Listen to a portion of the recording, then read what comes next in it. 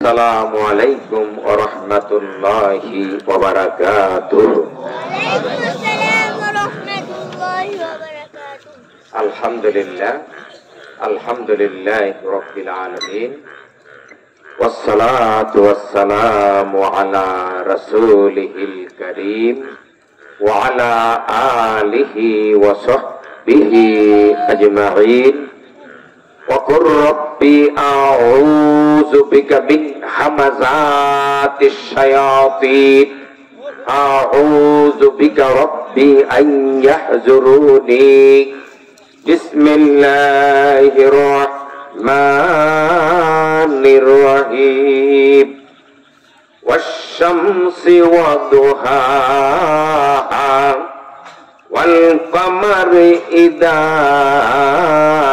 تلاها والنهار إذا جلاها والليل إذا يغشاها والسماء وما بناها والأرض وما طحاها।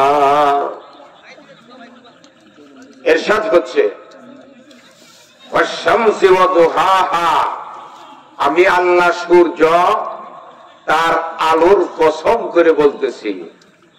ওয়াল কামারি ইদা তালাহা, আমি আল্লাহ চন্দ্র, যে চন্দ্র সূর্যকে অনুসরণ করে চলে তার কসম করে বলছি। ওয়ান নাহারি ইদা জাল্লাহা, আমি আল্লাহ দিনের কসম করে বলছি, দিন যখন গোটা পৃথিবীকে আলোকময় করে তোলে। ওয়াল লাইলি ইদা ইয়াগশাহা, আমি আল্লাহ রাতের কসম করে বলছি, রাত যখন গোটা পৃথিবীকে অন্ধকারে ঢেকে নেয়। ওয়াস সামাই ওয়া মা বানাহা, আমি আল্লাহ আসমান, যিনি এই আসমান বানিয়েছেন সেই সত্তার কসম করে বলছি। ওয়াল আরদি ওয়া মা তাহাহা, আমি আল্লাহ জমিন, জমিনকে যিনি এটা বিছিয়ে দিয়েছেন সেই সত্তার কসম করে বলছি। আমরা আল্লাহর শুকরিয়া আদায় করছি, আলহামদুলিল্লাহ। দরুদ ও সালাম রাসূলের প্রতি সাল্লাল্লাহু। যে সূরা থেকে তাফসীর করব আগে আমরা জেনে নেই এই সূরার নাম। এই সূরার প্রথম শব্দ ওয়াশ-শামস, শামস মানে সূর্য। এই শব্দকে কেন্দ্র করে এই সূরার নামকরণ করা হয়েছে সূরাতুশ শামস।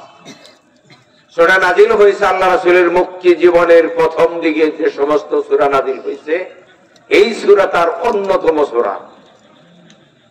আর এই সূরার আলোচ্য বিষয় কি? কিয়ামত, আখিরাত। অর্থাৎ কথা হলো এই পৃথিবীতে মানুষ ভালো মন্দ যাই করে, মানুষকে মরার পরে আল্লাহ পুনরায় জীবন দিয়ে এই দুনিয়ার জীবনের করা এবং ভালো মন্দের হিসাব নিকাশ নিয়ে ভালো কাজের জন্য আল্লাহ পুরস্কার দিবেন, খারাপ কাজের জন্য কি শাস্তি দিবেন। কথা বুঝলেন? আপনার ধৈর্য ধারণ করে একটু কথা শুনেন। আশা করি কোরআন পৃথিবীর মানুষের কোরআনের চাইতে মর্যাদাবান আর কিছুই নাই। এখন এটার প্রেক্ষাপট বলে আমি একটু পাশের কথা বলবো। এই সূরাটা কোন প্রেক্ষাপটে নাযিল হয়েছে খুব খেয়াল করে এখন শুনবে। 100% মনোযোগ নিয়োগ করবেন কথার উপরে। একদিন মক্কার উতবা, সাইবা, আবু জেহেল, ওয়ালিদ ইবনে মুগিরা, মানে অর্থাৎ মক্কার বড় বড় নেতারা, রাসূল সেদিন তাদেরকে ডাক দিয়ে আনেন নাই। তারাই স্ব-উদ্যোগে এসে বলতেছে, মুহাম্মদ, তুমি যে আখিরাতের ভয় দেখিয়ে আমাদের চরিত্র ভালো করতে চাও, যে আমরা দুর্নীতি মুক্ত হয়ে যাই পরকালের ভয়ে, আমরা পরকাল বিশ্বাস করি না। আমরা পরকাল বিশ্বাস করি না, করবো না। আমার ভাষা বলতে বুঝতেছে না।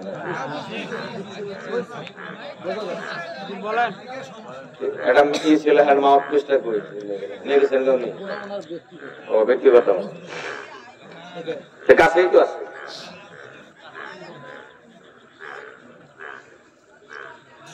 এটা একটা বিজ্ঞান। বলে মত পেয়েছে একটা কে। আচ্ছা সাহব কথার আবারও যে ছন্দপত্রে আবার বলি, মক্কার সমাপ্ত ছিলেন নিজ উদ্যোগে এসে মুহাম্মদের কাছে কি বললো? মুহাম্মদ আমরা পরকাল বিশ্বাস করি না, করবো না, আমরা ভালো খালি হবো না। তারপরেও তোমার কথা মতো যদি আখেরাত হইয়াই যায়, কথা কিন্তু বুঝতে হবে, সেদিন যদি আল্লাহ তোমারে তোমার সাথীদেরকে জান্নাত আল্লাহ দেয়, জান্নাত সেদিন আমাদেরকেও আল্লাহ দিব। একবার বলছি, আরো দুইবার বলবো। কত কি বেশি মক্কা লোকেরা কি কইল রাসূলকে? যে আমরা আখিরাত বিশ্বাস করি না, করবো না। কিন্তু তারপরে তুমি যে বলছো যে আমাদের মরার পরে আল্লাহ আবার উঠাবো, এটা যদি উঠায়, উঠিয়া যদি সেদিন তোমারে তোমার সাথীদেরকে আল্লাহ জান্নাত দেয়, আমাদেরকেও আল্লাহ জান্নাত দিবে। এই দাবি ছিল অযৌক্তিক, মিথ্যা দাবি, অবাস্তব দাবি। তার প্রতিবাদ করে আল্লাহ সূরা শামস, সূরা লাইল, সূরা কালাম আরো অসংখ্য আয়াতের মধ্যে আল্লাহ এই মিথ্যা দাবির প্রতিবাদ করছেন। এই প্রতিবাদের একটা তাও তো বললেন, এই একটা করে নিয়ে আমি আরো প্রসঙ্গ হয়েছি কথা বলে পুরাটা করবো। অর্থাৎ বলছে, ও মক্কার সমাজপতিরা, আমি আল্লাহ তোমাদেরকেও বিবেক বুদ্ধি দিছি, ভালো মন্দ যাচাই বাছাই করার যোগ্যতা তোমাদের কি আছে, কিন্তু তোমার বিবেকের মাথা খেয়ে এটা কি দাবি করলা যে মুহাম্মদ এবং মুহাম্মদের সাথীরা জান্নাত পেলে তোমরাও জান্নাত পাবা। এটা তো একটা অযৌক্তিক দাবি। আমরা কিছু বলনা, তারই প্রমাণ আল্লাহ যেভাবে একটা কই আমি আরো কিছু কথা বলে দিব। তোমরাই বলো মক্কা লোকেরা, ওয়াশ-শামসি ওয়া দুহাহা, সূর্য এবং তার আলোর কসম করে আমি আল্লাহ বলছি, ওয়াল কামারি ইদা তালাহা, চন্দ্রের কসম যে চন্দ্র সূর্যকে অনুসরণ করে পিছে পিছে চলে, মেনে চলে। এর আল্লাহ বুঝাইছে কি? ও মক্কা লোকেরা, সূর্য আর চন্দ্র কি এক জিনিস? তার কাজ এক, ফলাফল এক। সূর্য যদি কোনো ভূখণ্ডে এক আধারে 1 বছর তাপ দেয়, কি হবে? একবারে পুইরে তামা হয়ে যাবে। আর চন্দ্র তার সম্পূর্ণ বিপরীত, কি? স্নিগ্ধ সুরভিত আলো দেয়। আকার আকৃতিও সূর্য আর চন্দ্র কি এক না, কাজও এক না, ফলাফলও এক না। এটাতে বুঝাইছে চন্দ্র এবং সূর্য যেমন এক না, মুহাম্মদের চরিত্র আর তোমাদের চরিত্র কি এক না, ফলাফল কখনো এক হতে পারে না। মুহাম্মদ জান্নাত পেলে তোমরাও জান্নাত পাবা, তোমাদের চরিত্র আর মুহাম্মদের চরিত্র কি এক? ফলাফল এক হবে কেন? কথা গেল আপনার কাছের কথা কব, কিয়ামতের দিন সাইদির পরিণতি আর আমাদের প্রধানমন্ত্রীর পরিণতি এক হবে না। কারণ সাইদির বিশ্বাস আর কর্মকাণ্ড চরিত্র আর আমাদের প্রধানমন্ত্রীর বিশ্বাস আর চরিত্র কর্মকাণ্ড কি এক না, ফলাফল কখনো এক হবে না। তার মানে কি, আমাদের প্রধানমন্ত্রী যদি জান্নাতে যায়, সাইদি নিজামী অবশ্যই দুজকে যাবে। আর সাইদি নিজামী যদি জান্নাতে যায়, প্রধানমন্ত্রী অবশ্যই দুজকে যাবে। কারণ দুইজনের বিশ্বাস আর কর্ম কি এক না, ফলাফল এক হবে না। যেমন চন্দ্র আর সূর্য এক না, কাজ এক না, ফলাফল এক না, এই কথা যেমন মহাসত্য, তেমনি ভাবে আমাদের সাইদির পরিণতি আর আমাদের প্রধানমন্ত্রীর পরিণতি এক হতে। বাস এ পর্যন্ত থাকুক, তারপর আমরা কথা বলি। আমি তাফসীর করবো, এই সুস্থ গল্প কাহিনী আমার কাছে ভালো লাগে। এখানে কি কয়, গেলে কোরআন বাদ দিতে 2টা পয়সার জন্য আসামে চিল্লা চিল্লি। এর আগে আমি আরো 10টা মিনিট কথা বলে নেব। আমার হাতে এটা কি, একটা স্লোগানও দিবেন না। কোন টু শব্দ হবে না। এটা আল্লাহর পক্ষ থেকে পৃথিবীর মানুষের জন্য কি? হ্যাঁ কইতে পারেন, হেদায়েত কইতে পারেন, জীবন বিধান কইতে পারেন, সংবিধান বলতে পারেন, ম্যানিফেস্টো বলতে পারেন, ইশতেহার বলতে পারেন। আমি বলবো আল্লাহর পক্ষ থেকে পৃথিবীর মানুষের জন্য, খালি বাংলাদেশ না, পৃথিবীর মানুষের জন্য এটা একটা চিঠি। বলুন কি চিঠি? একটু শব্দ করে যখন বলতে বলি, মনে করেন সভাপতির ছেলে বিদেশে আছে আজকে 10 বছর ধরে জাপানে, 10 বছর পরে চিঠি লিখছে। সেই চিঠি পোস্টমাস্টার পিতা হিসেবে তার হাতে দিছে। উনি চিঠিটা পেয়ে কি করবেন? কাপড় দিয়ে পেঁচিয়ে চুমু খেয়ে বাক্সের মধ্যে বইরে তালা দিয়ে রাখবো। কি করবো? সেই যে পড়বো তাও ভয় ভয় হৃদয়ে। তার বন্ধুরা আমার ছেলের মৃত্যুর খবর লিখছে না ছেলে নিজেই লিখছে, ভয় করবো না? কি জানি কি চিঠির মধ্যে আছে। চিঠি খুইলে দেখে চিঠির ভাষা লেখছে ইংরেজিতে, যা পিতাই বুঝে না। এখন পিতা কি করবো? সমাজে যে ইংরেজি বুঝে হাই স্কুলের হেডমাস্টার, তার কাছে সে দৌড়িয়ে যাবে কি কিনা, গিয়ে বলবে স্যার আমার ছেলে 10 বছর ধরে জাপানে আছে, এতদিন পরে চিঠি লিখছে, তাও আমার গরিবের ইংরেজি ভাষায় লিখছে যেটা আমি বুঝি না। আপনি এটা কইরা আমারে কি বুঝান?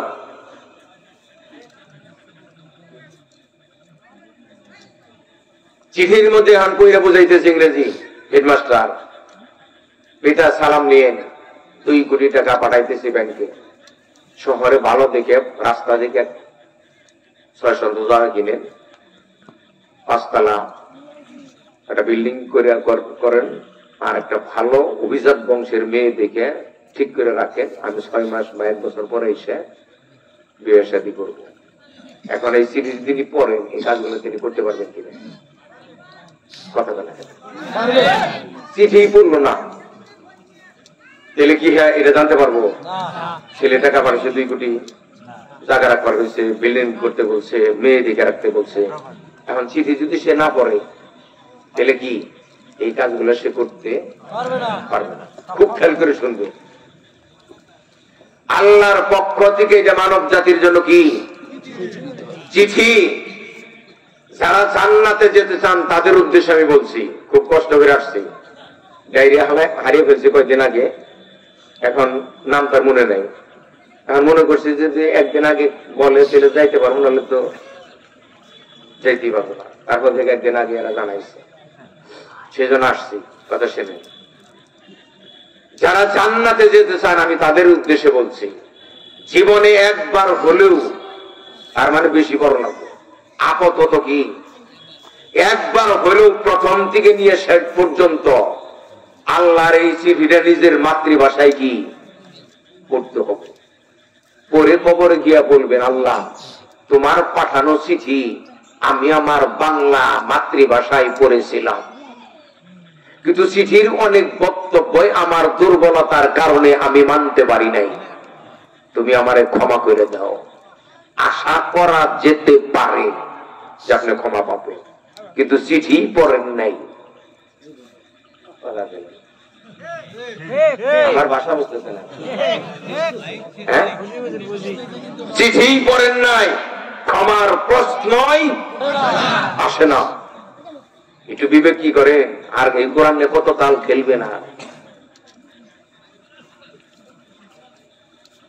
2 এই সিরিজে পড়বেন, পড়ার সময় খাতার কলম নিয়ে, এখানে তো খাতা কলম নিয়ে আসা উচিত ছিল, কারণ এটা তো একটা ক্লাস।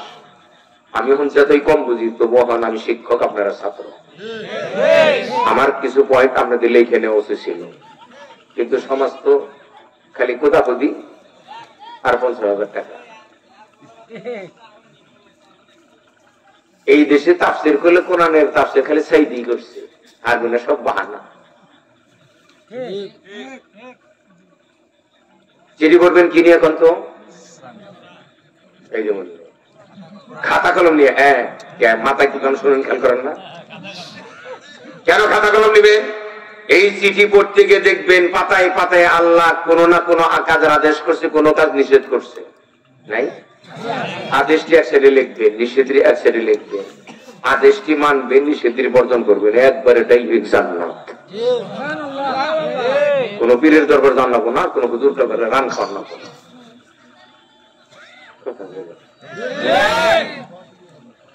দুই গেল, তিন। এটা কোন বোর্ডে পরীক্ষা হয়? হ্যাঁ, কথা খেয়াল করে শিক্ষিত সুদীজন বলে আমি আপনাদের সাথে কথা বলতেছি। বোর্ড কর্তৃপক্ষ ছাত্রদের জন্য যে বই সিলেবাসের অন্তর্ভুক্ত করে এটাকে বলে ইংরেজিতে টেক্সট বুক, বাংলাতে বলে পাঠ্য বই। ছাত্রদেরকে দিনাজপুর বোর্ডের আন্ডারে পাস করতে হলে বোর্ড কর্তৃপক্ষ যে সমস্ত বই সিলেবাসের অন্তর্ভুক্ত করেছে ছাত্রদেরকে এই বই পড়তে হবে। কেন পড়তে হবে? কিন্তু বোর্ড কর্তৃপক্ষ তাদের নির্ধারিত বইয়ের থেকেই তারা প্রশ্ন করবে, প্রশ্নের উত্তর তাদের বইয়ের থেকেই কি দিতে হবে। অন্য বই থেকে প্রশ্নের উত্তর দিলে বোর্ড কর্তৃপক্ষের কাছে এটা কি গ্রহণযোগ্য। যে একটা সুন্দর ভাষা পেয়েছে, কথা বলেন নাই? আল্লাহর কাছে কোরআন একমাত্র কি টেক্সট বুক, বিশ্ব মানবতার জন্য পাঠ্য বই। এটাই আল্লাহর কাছে একমাত্র গ্রহণযোগ্য বই। আর একটা বইও কি গ্রহণযোগ্য না। আমি আজ থেকে দেখাবো, আজকে কিছু আইসি যখন কথা বলে দিয়ে যায়, আমি কতবার বললাম আমার ম্যাডাম দৌড়িয়ে দেন, এখন আপনাদের কালেকশন করা লাগবো। এই কালেকশন কেমন করেন না, শিক্ষা ছাড়া কোনো পথ নাই। আলেমরা কাঁচা দিয়ে আন্দোলন করে এমপি মন্ত্রী হয়ে না, এইটা বিচার করেন না কেন? এই আলেমরা যে এমপি হয়েছে এই মাদ্রাসার জন্য 1 কোটি টাকা বাজেট করছে, এই আলেমরা কি মধ্যে বিচার করবো? কারণ স্বভাব তো বদলাইল না। কারণ রাজনীতি গুলো তো গুতে খান লাগে, আর দাওয়াত খেলে তো হালো রুটি খাওয়ান যায়। এই ভাই বাংলাদেশে কোরআন পড়ে কেরা কিন্তু কোরআন কেরা পড়ে? কানা, ন্যাংরা, গরি, চোখে দেখে না, ঠেং নেই, এরাই কোরআন পড়ে। কোরআন পড়া উচিত ছিল চেয়ারম্যানের, চেয়ারম্যান কোরআন করব উপজেলা চেয়ারম্যান, ডিসিএসপি, দারোগা, প্রধানমন্ত্রী, মন্ত্রী পরিষদ, তারা যদি কোরআন পড়তো বাংলাদেশ জান্নাত হয়ে যেত। কোরআন পড়ে কানা, ন্যাংরা, ভিক্ষা করে, বউ দাম দেয় না, তারাই পড়ে কোরআন। সুতরাং এই দেশে একটা ইসলামী রাষ্ট্র হওয়া দরকার, ঠিক না?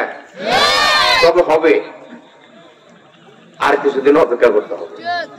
এই দেশ কোরআন দিয়ে চলবো, কোন বেটাই ফিরিয়ে রাখতে পারবে। এখন যারা ক্ষমতায় আছে যে খালি পাওটা খালি একটু বসে যায় না, বাংলাদেশের কোন মিষ্টির দোকানে একটা মিষ্টিও থাকবো না, জাতি মিষ্টি খাইয়া শেষ করবে।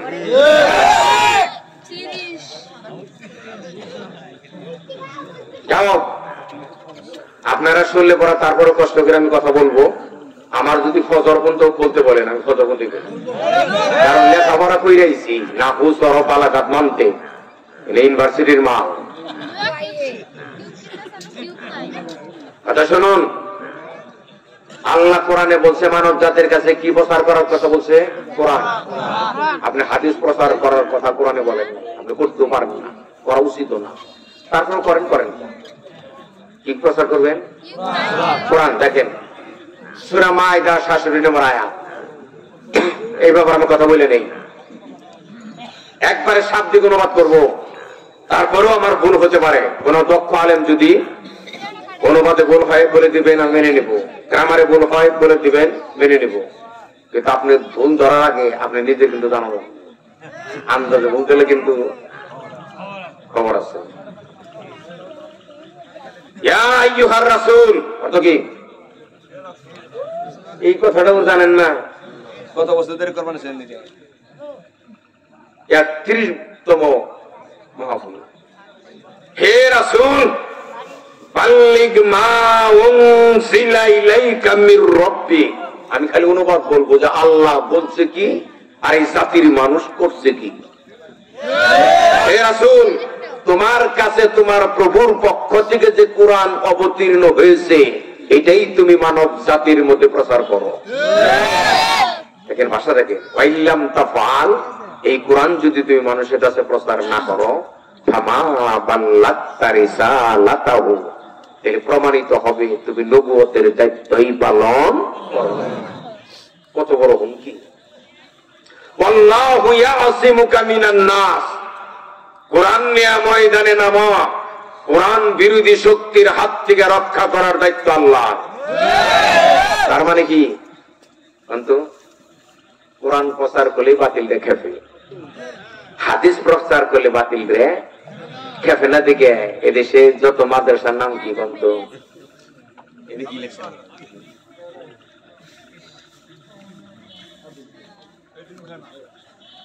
আপনি যেটা লেখছেন ঠিকই আছে, যখন ওটা লেখেন নাই, এটা একটু আমার দৃষ্টিতে ভালো হয়েছে। বাংলাদেশের এনে বাদ দিয়ে আমি আজ পর্যন্ত পাই নাই, যে ব্যতিক্রম পাই না। মাদ্রাসার নামগুলো কি? দারুস সুন্নাহ, মুহিউস সুন্নাহ, তালিমুস সুন্নাহ, মারকাজুস সুন্নাহ, মাহিউস সুন্নাহ। খালি কি সুন্নাত। একটা মাদ্রাসার নাম কি দারুল ফরজ নাই। কথা বুঝলেন না? আলেমরা বুদ্ধি করে চিন্তা করছে যে ফরজ মানলে তো বাতিলের গুতা পান না, আমরা ফরজটা কি করি? বাদ দিই, খালি সুন্নাত। মনে করেন আপনি 42 হাত দাঁড়িয়ে রাখিলেন, পৃথিবীর স্বৈরাচার কেউই আপনাকে বাধা দিবেন। আপনি দাঁড়িয়ে রেখে করেন গা, আমার জুলুমের বাধা না দিলেই তো হইল। কথা কন। কিন্তু আপনি যদি বলেন 7 তারিখে যা করছ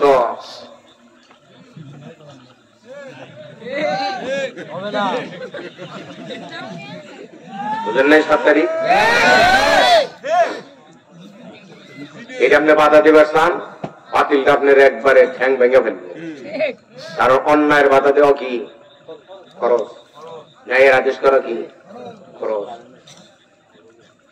একটা কথা কয়ে যায়, আমাদের জাতীয় কবি নজরুল একবার যৌবনকালে রবি ঠাকুর সাথে সৌজন্য সাক্ষাতে গিয়েছিলেন।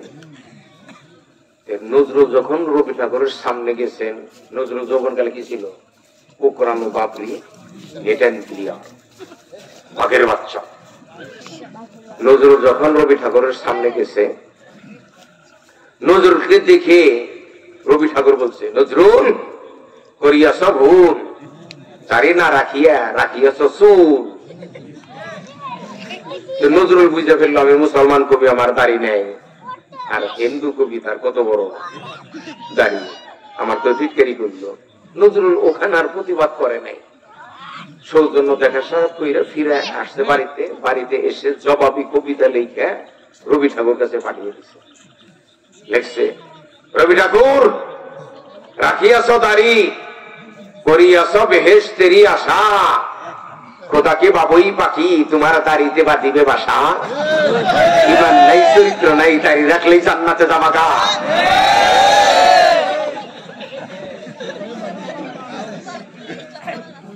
আজকে বাংলাদেশের বেশিরভাগ দাড়ি রেখে মেয়ের হক মেরে ছেলেরে লেগে দেয়। এই দাড়ি আসা নাই?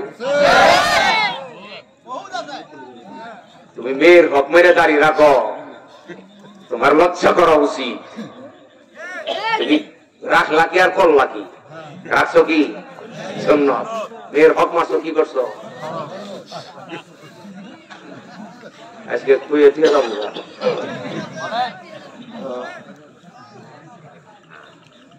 এলে কি বলছে? আজকে দিলে কোরআন প্রচার করতে হবে। সূরা যুখরুফ 43-44 মারা দেখেন কোরআন কি বলে, ফাস্তামসিক বিল্লাযী উহিয়া ইলাইকা, নবী গো তোমার কাছে যে কোরআন ওহী করা হচ্ছে, এই কোরআনকে তুমি মজবুত ভাবে আঁকড়িয়ে ধরো, দাঁত দিয়ে কামড়িয়ে ধরো। মনে করেন আপনি 100 গজ নিচে কূপের মধ্যে পড়ে গেছেন, আপনাকে উদ্ধারের জন্য একটা রশি দেওয়া হয়েছে, রশিটা আপনি কেমনে ধরবেন? ঢিলে ঢিলে ধরবেন, হ্যাঁ? শুধু শক্ত এনে চার দিয়েও কামড়িয়ে কামড়িয়ে ধরবেন, পায়ের আঙ্গুল দিয়েও কাছিয়ে ধরবেন, যাতে আমি ঠিক না নবী গো, এ কোরআন তুমি হাত দিয়ে কামড়ে আঁকড়িয়ে ধরো, তার মানে কি কোরআনের আদেশ নিষেধের বাইরে একটি জিনিসও তুমি মেনো না। ইন্নাকা আলা সিরাতিম মুস্তাকিম, কোরআনই যদি তুমি আঁকড়িয়ে ধরো তাহলে প্রমাণিত হবে তুমি সরল সোজা মুক্তির পথের উপরে প্রতিষ্ঠিত আছো। বাংলাদেশ কি কোরআন দিয়ে চলে? এই মাদ্রাসা হেফজ করে নিল, আপনারা কি কই কি কিনে লিল্লা বডি, নিজেরাই ভিক্ষুক, আবার লিল্লা বডি খাওয়াইব কারা? সরকার, যার কাছে হাজার হাজার কোটি টাকা, নিজের পেটে ভাত নাই, এবার আরো পেটে খাওয়ায়। এগুলো করুন কি ইসলামী রাষ্ট্র কায়েম করে, চরিত্রহীন লোকের নেতৃত্ব উৎখাত করে ক্ষমতা দখল করে, এক একটা মাদ্রাসার জন্য 10 কোটি। এই মাদ্রাসা হবে এসি করা মাদ্রাসা। পাগলামি, আপনারা বুঝতেছেন কি আমার কথা? হ্যাঁ,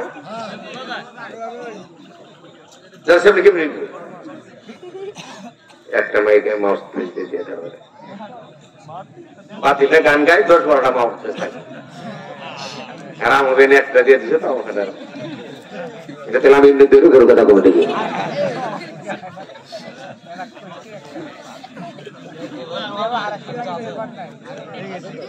শোনেন, তারপরে বলছি, যেটা শোনা যায় শুনবেন, না শোনা না শুনবেন না। তিনটে গেছে। 1 নম্বর কি করেন? কোরআন নামক চিঠি কি পড়তেই হবে। 2 নম্বর কি? চিঠি পড়তে গিয়ে খাতা কলম নিয়ে পড়তে হবে। 3 নম্বর কি? কিয়ামতের দিন এই বই থেকেই প্রশ্ন করা হবে, এই বই থেকেই প্রশ্নের উত্তর দিতে হবে। যেটা কেন ওই আয় থেকে وَإِنَّهُ لَذِكْرٌ لَكَ وَلِقَوْمِكَ وَسَوْفَ تُسْأَلُونَ। নবী হে, এই কোরআন তোমার জন্য, গোটা পৃথিবীর মানুষের জন্য সংবিধান। وَسَوْفَ تُسْأَلُونَ, কিয়ামতের পরীক্ষা আদালতে এই কোরআন সম্পর্কে তোমাদেরকে জিজ্ঞাসা করা হবে। হাদিস সম্পর্কে না, বুখারী নে মুসলিম নে আসিয়া সাত্তা না, ওটা পরবারসান করেন গা, কিন্তু প্রশ্ন হবে কই থেকে? উত্তর দিয়ে দেবো কই থেকে? কোরআন থেকে। জাতির পাররাই বাসছে কোরআন বাদ দিয়ে হাদিস পড়া। এদেশে বহু সাইকুল হাদিস আছে, কিন্তু সাইকুল কোরআন নাই। খতমে বুখারী হয়, খতমে কোরআন হয় না।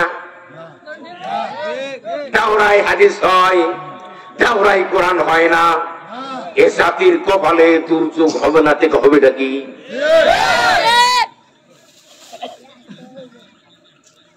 আমরা, আপনারা কি আমার কথা বুঝতেছেন? পানি খাও, ঠান্ডা পানি, গরম পানি লাগবে। এটা টিস্যু পেপারের বাক্স তো এখন এরই ব্যতিক্রম।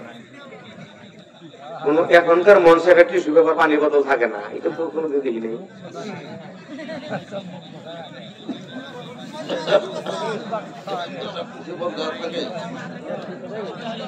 শোনেন, কথা বলেন না, হয় না জীবনী হলে, এটা তো ফরজ লঙ্ঘন হয় না, এটা সুন্দর করে খেলা হবে। শুনুন, আমি কিন্তু গল্প করার লোক না, আমার ফজর পর্যন্ত তাফসীর করবে। আমি নেই থাকবো আজকে রাত্রে, এনে সবচেয়ে বড় মসজিদে ফজর নামাজ পড়ে আমি 1 ঘন্টা কথা বলবো। আপনারা এরও শুনবেন, ফজর নামাজে হুমড়ি খেয়ে আসবেন, ফজর নামাজ পড়ে 1 ঘন্টা আলোচনা করবো। আমার কাজই হলো মানব জাতির মধ্যে কোরআন কথা।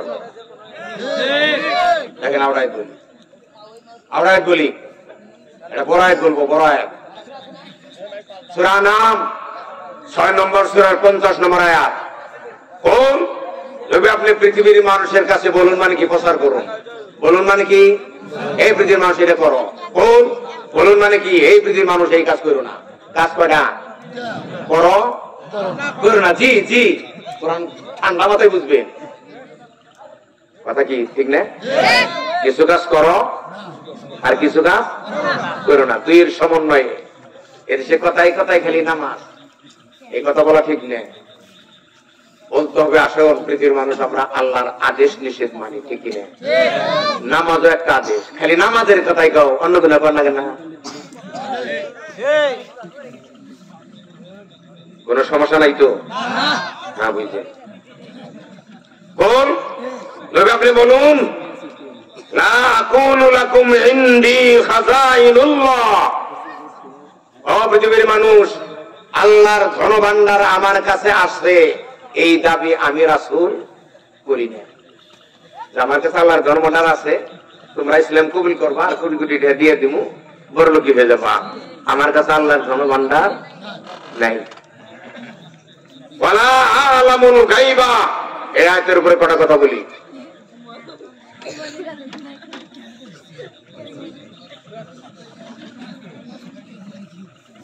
এখানে কথা কি? আমি রাসূল ভবিষ্যৎ জানি না। শুনেন, এখানে 2 মিনিট কথা বলা দরকার।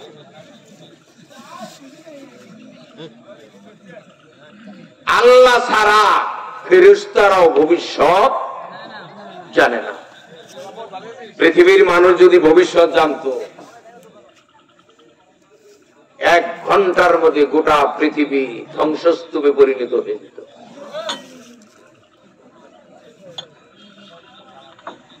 বেলি রোডে আগুন লাগে মরে নাই বহু মানুষ, এইটা যদি জানতো এনে আগুন লাগবো, যেত কেউ, কিন্তু বিচার কি হবো?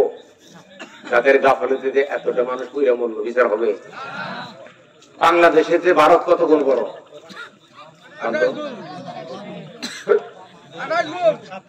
মোটামুটি কাটা হয়েছে 29 গুণ বড়, তবে আপনি বাংলাদেশের 29টা দেশ একত্র করলে ভারতের সমান হবে। ওই দেশে আগুন লাগে না সারা বছরে। আর ছোট্ট একটা দেশ, বস্তিতে আগুন লাগে, কারখানায় আগুন লাগে, মুখখানে আগুন লাগে। তার মানে ক্ষমতা তো জোর করে নিছে, দায়িত্ব তো নেই। আমাকে ভোটের দরকার নেই, এই জন্য তাকে জনগণের বাঁচানোর দরকার নেই। আর কি কথা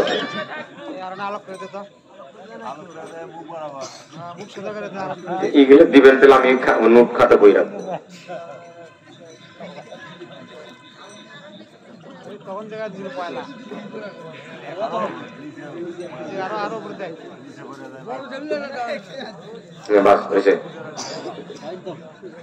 আরে এত মানুষ এনে মন চাই আই দিতেছেন কেন? 50 জন মানুষ দাওয়াতে শোনাবে, 50 জন কোরআন বুঝাবেন, এই 50 জন ময়দানে নেমে পড়বো। হাজার হাজার মানুষ মাহফিল করবেন মসজিদে, 100 মানুষ দাওয়াত দিবেন, তার মধ্যে 70 জন থাকবো খালি টমপকে যুবক, আর 30 জন থাকবে বৃদ্ধ মানুষ। কাজ করবো কারা? যুবকেরা। তার লুঙ্গি উঠেতে বর্ষা বাইরে জায়গা, তার বাংলাদেশে আর কিছু হবে না।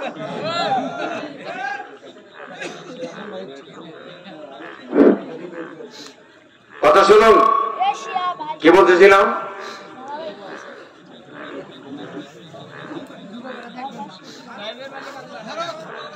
গায়েব, হ্যাঁ, এই যে মনে আসছেন, কোরআনে আছে, ইফকের ঘটনা আছে না সূরা নূরের মধ্যে?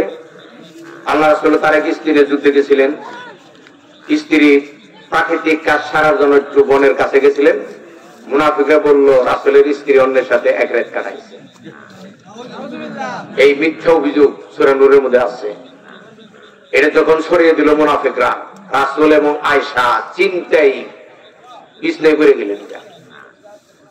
ওহী না আসা পর্যন্ত রাসূল চিন্তা মুক্ত হতে পারে নাই। কারণ রাসূল যদি জানতেন আমার স্ত্রী কি সঠিক আছে, তাহলে তিনি চিন্তা করতেন না। কিন্তু আল্লাহ যখন জানাইছেন, জানানোর আগে তিনি কিছুই জানতেন না। যে সমস্ত গণকেরা আপনাদের কাছে ভবিষ্যৎ কয়, কানের মধ্যে একটা মারবেন, দিয়ে বলবেন আমি যে তোমার কানের মধ্যে মারবো, এটা তুমি জানছিলে না।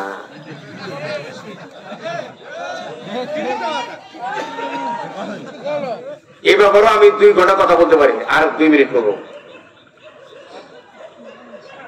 ভবিষ্যৎ যদি মানুষ জানতো, কি বলছিলাম, 1 ঘন্টার মধ্যে গোটা পৃথিবী কি ধ্বংস হয়ে যেত, আবার রক্ষাও পাইতো। কিভাবে? শেখ মুজিবর যে সপরিবারে মারবে, এটা যে মুজিব আগের দিন জানতো, মারতে পারতো জিয়াউর রহমান ভাই। এলে মানুষ কি ভবিষ্যৎ গায়েব তারবি শব্দ, রেল বাংলার ভবিষ্যৎ জানে না। এদেশের ইনকিলাব নামে একটা পত্রিকা আছে, বীরপন্থী, এদেশের সবচেয়ে বিশ্বাস বিরোধী পত্রিকা। এই পত্রিকার মধ্যে লেখে প্রতি মাস 7 তারিখ অমুক বুজুর্গের কাছে যাবেন, গেলে আপনার চেহারার দিকে অতীত বর্তমান ভবিষ্যৎ সব বলে দিব। তুমি এত ভবিষ্যৎ জানো, 50 টাকার পেঁয়াজ যে 250 টাকা হবে, চাই না তুমি 100 টাকা কিনে রাখে তো তুমি কোটি কোটি নিয়ে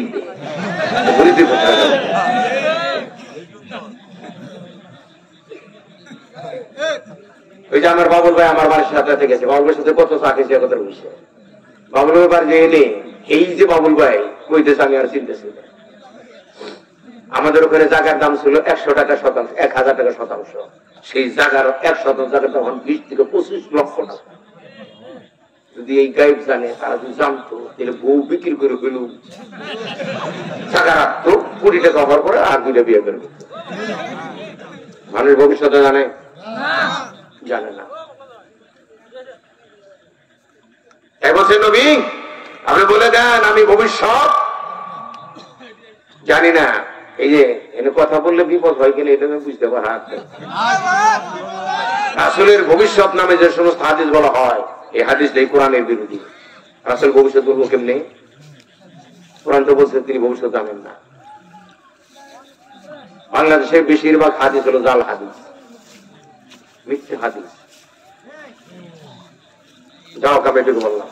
তারপরে কি এখন দেখেন, তার বলছেন ওয়ালা আকুলু লাকুম ইন্নী মালাকুন, আমি তোমাদের কাছে এই দাবিও করি না আমি ফেরেশতা। কারণ মক্কা লোকেরা কি বলতো, আল্লাহ যদি আমাদের হেদায়েতে চাইতেন তাহলে ফেরেশতারে নবী বানিয়ে পাঠাইতেন। দুনিয়ায় কি ফেরেশতা থাকে না মানুষ থাকে? মানুষের জন্য নবী হবু কেরা? মানুষ। হ্যাঁ, এটা যুক্তির কথা। কারণ ফেরেশতারে যদি নবী বানায়, ফেরেশতা তো বিয়ে করে না কেন? খাওয়া লাগে না। গরিবের মেয়ে যে বাইরে যায় কি কারণে, হয়তো ফেরেশতা জানে না। আপনারা কথা বুঝেন আমার দিয়েই বলছে। দেখেন যে কথা বলার জন্য এত আগে রায় বললাম, ইন আত্তাবিউ, আমি রাসূল কোন কিছুই মানি না, অনুসরণ অনুকরণ করি না, ইল্লা মা ইউহা ইলাইয়া, আমার কাছে যে কোরআন এসেছে এইটা ছাড়া আমি পৃথিবীর কোনো কিছুই মানি না। রাসূলকে যদি আল্লাহ এই হুমকি দেয় যে কোরআন ছাড়া অন্য কিছু মানবা, তোমার নবুয়তগিরি কি শেষ। আর আপনি হাসিনার সংবিধান মেরে মিশতে যাবে, পাগল হইছে। তোমরা বিচার করছো 40 বছর পর, আমরা বিচার করবো 400 বছর পর।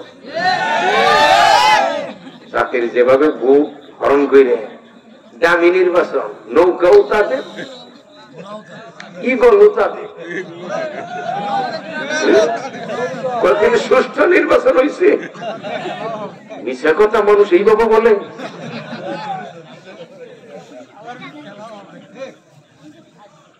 কথা বুঝেন নাই? মুরব্বী গেছে ভোট দেওয়ার জন্য, যুবক ছেলে বলতেছে চাচা গো কিসের জন্য আসছেন? বলে কি আমার ভোট দেওয়ার জন্য আইছি। বলে আমাদের মতো কাজরা আপনার ব্যস্ত থাকতে আপনার ভোট দেওয়া লাগে, আপনার ভোট আমরা কবে দিয়ে দিয়েছি জানি না।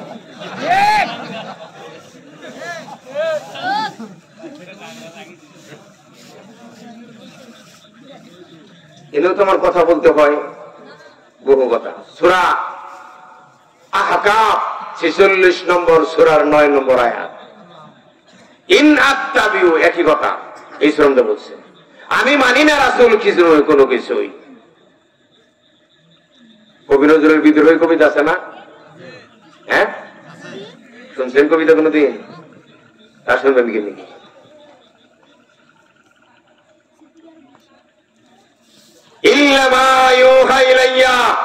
আমার কাছে যে কোরআন এসেছে এইটা ছাড়া আমি পৃথিবীর কোনো কিছুই মানি না। ওমা আনা ইল্লা নাযীরুম মুবিন, আমি একজন সুস্পষ্ট সতর্ককারী ছাড়া আমার কোনো দায়িত্ব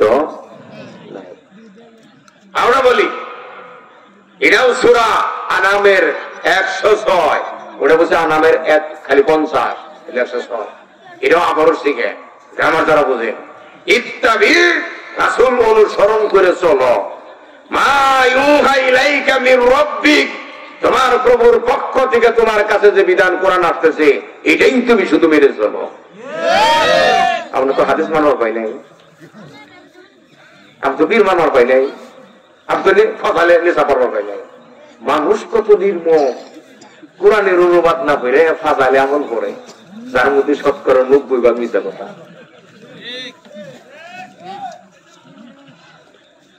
কে তুমি ফাজালের অনুবাদ করতে পারো, তাহলে কোরআনের অনুবাদ করতে পারো না? কারণ কোরআন বুঝলে জাতি কি সাবধান হয়ে যাবো। একটা কথা বলি, আমার বলি, এক ব্যক্তি অন্ধ ছিলেন তো, অন্ধকারে কয় কানা, মানে কানার অন্ধ জিনিস না। অন্ধ মানে কি? দুই চোখই কানা, তার নাম কি? অন্ধ। এক ব্যক্তি অন্ধ, এই অন্ধ ব্যক্তির প্রতিবেশী গ্রামের হোক বা প্রতিবেশীর হোক, এক মেয়ে বলছে, অন্ধ ভাই তুমি বিবাহ করো না কেন? বলে আমি তো বিবাহ করতে চাই, কিন্তু আমি অন্ধ দেখে আমারে কেউ বিবাহ করতে রাজি হয় না দেখে আমি বিবাহ করতে পারতেছি না। তো মহিলা বলছে, আমি যদি আপনার কাছে বিবাহ বসি তাহলে আপনার কোনো আপত্তি আছে? না, আমি খুব খুশি, শীতের দিন আসতেছে। বিবাহ হয়ে গেছে, 6 মাস অতিবাহিত হয়েছে। এই সময় মাইকে ঘোষণা দেওয়া হচ্ছে, অভিজ্ঞ ডাক্তার দ্বারা অন্ধ ব্যক্তিদের চক্ষু অপারেশন করে তাদেরকে ভালো করে দেওয়া হবে, কোনো পয়সা লাগবে না। অমুক হাই স্কুলের মাঠে রুগী থাকলে আমরা রুগী নিয়ে হাজির হব। এটা তো অন্ধ ব্যক্তি শুনছে, শুনে তার যে স্ত্রী আছে, হ্যাঁ তার চোখে দেয় না, ফাতেমা কই কই আইসে, ওই যে মাইকে যে ঘোষণা করছে শোনো না, শুনছি, বলতে আমার ওখানে নিয়ে নাও, আমার চোখটা তুমি ভালো হবে। স্ত্রী ভাবে আমি যদি স্বামীরে ওখানে নিয়ে যাই চোখ যদি ভালো হয়, আমার যে চেহারা স্বামী খালি দেখলেই খালি অমুক লাগবে। স্ত্রীর ইচ্ছা কি স্বামী কানাই খাই, তাও তো কটা ভাত খেয়েছি। এদেশের আলেমরা জাতির কোরআন পড়তে পারে না কেন? জাতি কোরআন শিখলে তো পীরগিরি আলেমগিরি চলবো না, এই জন্য কোরআন কথা বলে না, চুপ ফেলে দেবো। এই ব্যাপারেও আর একটা বলবো, একটা 29 নম্বর আয়াতের 45 নম্বর আয়াত, 29 নম্বর সূরা 35 নম্বর আয়াত, ওয়াতুলু ওয়াতুলু, এটা আমারও শিখা, তুমি তেলাওয়াত করে করে পড়ে করে শোনাও, মা উহিয়া ইলাইকা মিনাল কিতাব, কোরআন থেকে যাই নাযিল করা হয়েছে সেটাই তুমি মানুষকে কি করে করে শোনাও। যে শোনাবেন কি আপনি? সাইকুল হাদিস কেন? আমার এই জীবনে আমি 14 জন হইতে পারে, আরো কম বেশি, যেমন ওখানে আপনাদের এখানে আসছি, এই ভাই আমার এই ভাইয়ের সভাপতি দেখে দিতেছে, এই বুজুর্গ ব্যক্তি 40 বছর ধরে ছাত্রদের বুখারি পড়া। আমি মনে মনে করি আপনি দুজো দেখেছেন না, আপনি 40 বছর পড়াবেন কি কোরআন? আপনি বুখারি পড়ান কেন? হাদিস বাদ দিয়ে তোমার পরিবার পেছে কি আল্লাহ কোরআন? তুমি 40 বছর বুখারি দোষ দাও, খেয়ে তোমার কাম নাই, তা করতেছিলাম না কথা। আসো তারপর আরেকটাই করে নেই, এটি শেষ আয়াত। এটাও হলো 6 নম্বর সূরা নামের 19 নম্বর আয়াত। 6 নম্বর সূরা থেকে 2টা জায়গায় কথা বলছি, 50, 106, 19। এখানে দেখেন কি বলছে, উহিয়া ইলাইয়া হাদাল কুরআন, আমার কাছে এই কোরআন ওহী করা হচ্ছে আল্লাহর পক্ষ থেকে। কেন ওহীটা করা হচ্ছে? কেন? লামে গায় লিউনযিরাকুম বিহি ওয়া মান বালাগা, আমি যেন এই কোরআন দিয়ে তোমাদেরকে সাবধান করতে পারি। এই কোরআনের বাণী যাদের কর্ণকুহরে পৌঁছিয়ে যায় তাদেরকে যেন আমি কোরআন দ্বারা সাবধান করতে পারি। তাহলে সাবধান করবেন কি দিয়ে? হাদিস দিয়ে, পীর দিয়ে, বুজুর্গ দিয়ে। এদেশের এক পীর আছে না, জান্নাতের টিকিট বিক্রি করে, এই জন্য আমরা সবাই বলি পীরেদের ক্ষতি হবে একটা মাত্র, খালি কিয়ামত দিন ধরা খাবো। আর মুরিদের ক্ষতি কটা? দুইটা। আমরা গরু ছাগল দিল, ওদেরকে ধরা খাবো। পীরেরা তো আর মুরিদ রে, বাংলাদেশের একটা পীর, আল্লাহর কসম আমার জানা মতে একটা পীর তার মুরিদরে কোরআন পড়তে বলে না। তাদের বানানো কিছু মিথ্যা ওজিফা জিকির দিয়ে ব্যস্ত রেখে গরু ছাগল নিয়ে খাইতেছে। এখন কিয়ামত যখন পীর মুরিদরা ধরা পড়ে যাবো, তখন মুরিদরা পীরের উপরে কি খেয়ে ফেলবো, তোর এসকে খাই আলাম, তুই আমাদেরকে কোরআন করতে বলস নাই, তোর বানানো ওজিফা দিয়ে ব্যস্ত রেখে আমাদের ছাগল বেড়া নিয়ে খাইছে, তাই খাই আলাম করে হুমড়ি খেয়ে যখন পড়তে যাবো পীরে। আর আমাকে ধোকা দেখাইছে দেখি না, পীরে বোঝে না আমি তো ধোকা দেই নাই। কেমনি ধোকা দাও নাই? কেমনি ধোকা দিলাম? আমার বাপের কবর উপরে লাল চাদর ছিল, গাছের উপরে লাল পতাকা পত পত পত পত করে উঠতেছিল। লাল মানে বিপদ সংকেত। আমি এটাতে বুঝাইছিলাম এখানে আসলেই তো চলে জানা ভাই দিলে কথা দেয় না কেউ গাইবান্ধা লোকের কথা।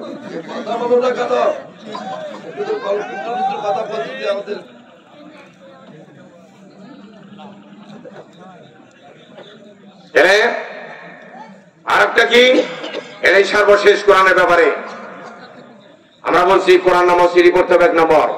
আর কি কইছি 2 নম্বর, কোরআন পড়তে হবে খাতা কলম নিয়ে, এটা তাম সারবই না। এ হয়তো কবো